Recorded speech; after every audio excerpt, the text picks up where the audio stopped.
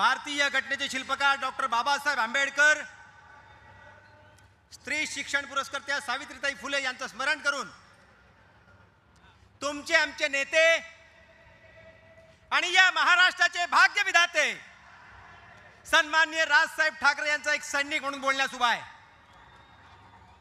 सर्वप्रथम मी मंचावर बसलेल्या सगळ्या नेत्यांना धन्यवाद देतो। 19 मार्च 2006 रोजी पक्ष स्थापनेच्या वेळी जी गर्दी झाली होती साहेब, त्या गर्दीत मी समोर बसलेलो होतो आणि एका सामान्य कार्यकर्त्याला तुम्ही शिवाजी पार्क वरून बोलण्याची संधी दिली, तुमचा मनापासून धन्यवाद।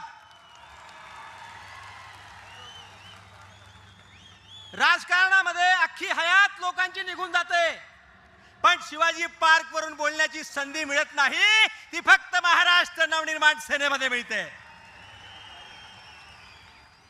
आजची सभा ही ऐतिहासिक होणार आहे।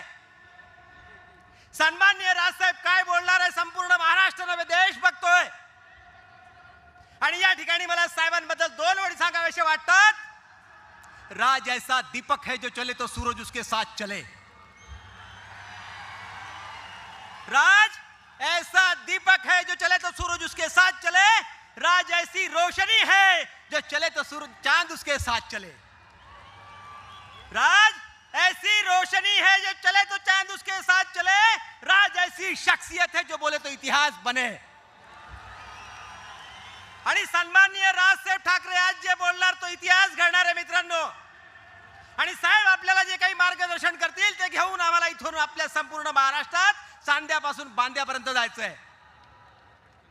जमील देशपांडे सारखा एक सामान्य कार्यकर्ता जो मुस्लिम समाजाचा आहे, 2006 मध्ये साहेबांनी पक्ष काढला, त्यावेळेस महाराष्ट्र नवनिर्माण सेना या पक्षामध्ये माझ्या घरातलं कोणीही राजकारणामध्ये नसताना सन्माननीय भाविस्कर साहेब साक्षीदार आहेत, सन्माननीय सावंत साहेब साक्षीदार आहेत, नांदगावकर साहेब साक्षीदार आहेत, अभ्यंकर साहेब साक्षीदार आहेत। एका सामान्य कार्यकर्त्याला जळगाव शहराचा शहर अध्यक्ष, नंतर सन्माननीय शिरीष सावंत साहेबांनी जिल्हाध्यक्ष, गेली 18 वर्षे निरंतर पक्षाचा पदाधिकारी म्हणून मी मिरवतोय। मला याचा गर्व आणि अभिमान आहे।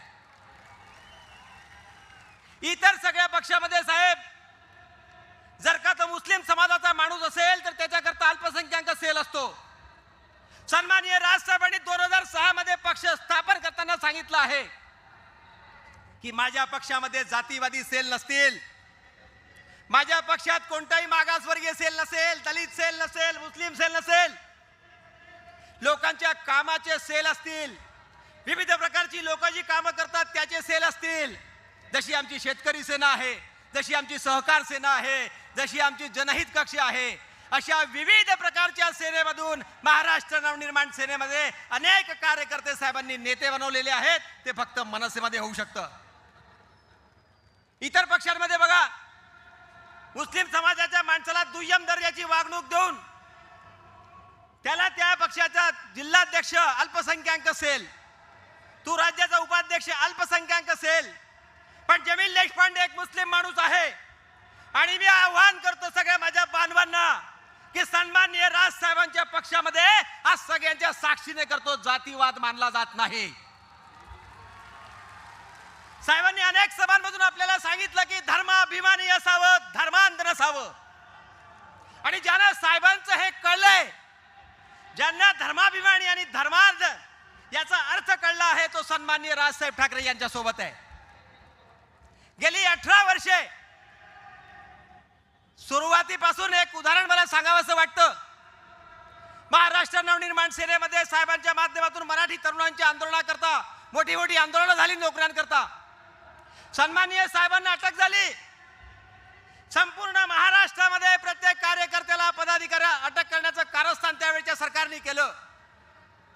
माझ्या घरी कधी पोलीस आलेले नव्हते, त्या दिवशी माझ्या घरी पोलीस आले।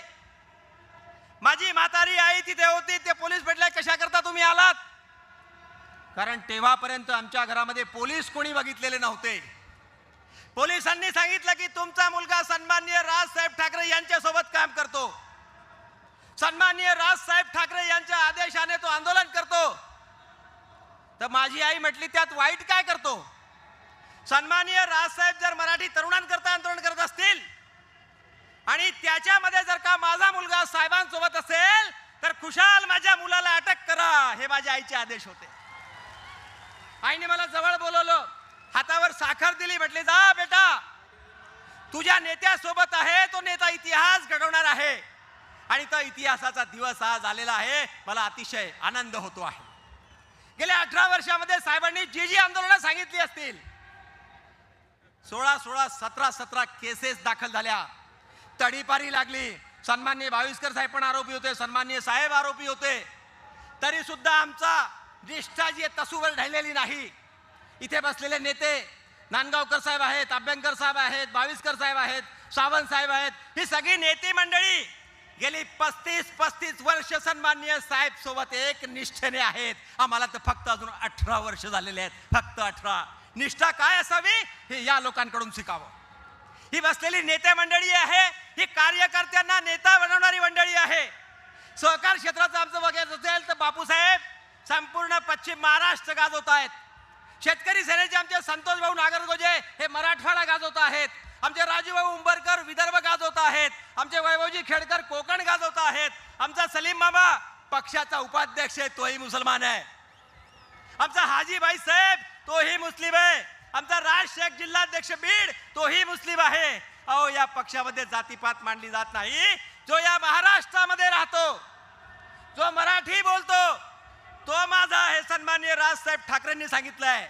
आणि म्हणून मला गर्वाने सांगावंसं वाटतं साहेब, काश्मीरचा मुसलमान काश्मीरी बोलतो, पंजाबचा मुसलमान पंजाबी बोलतो, बंगालचा मुसलमान बंगाली बोलतो, गुजरातचा मुसलमान गुजराती बोलतो.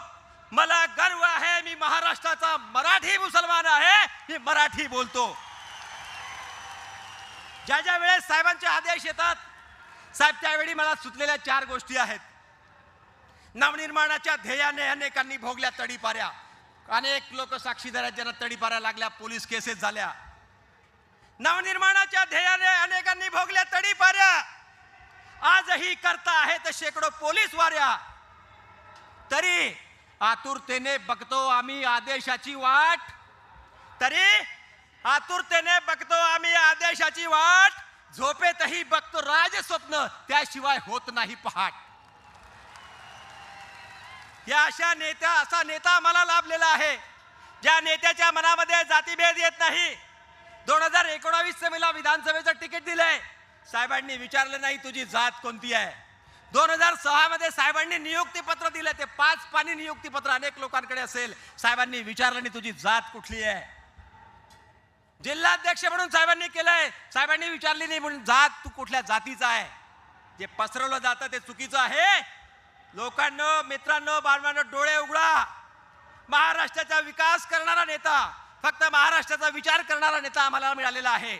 आणि या नेत्यांसोबत आज जे काही साहेब बोलतील तो इतिहासच असणार आहे, आणि त्या इतिहासाचे आपण साक्षीदार आहोत.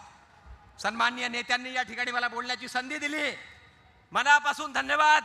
जाता जाता फक्त एकच गोष्ट सांगेल साहेब, घासल्याशिवाय धार नाही तलवारीच्या पातीला.